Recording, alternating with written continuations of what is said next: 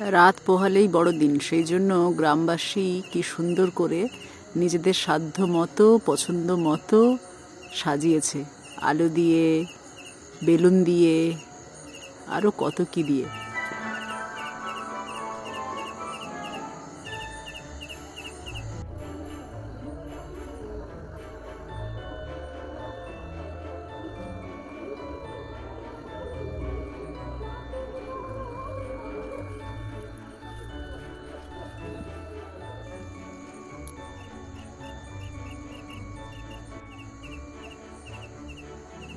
চাঁদও কত সুন্দর করে আকাশকে সাজিয়েছে দেখো।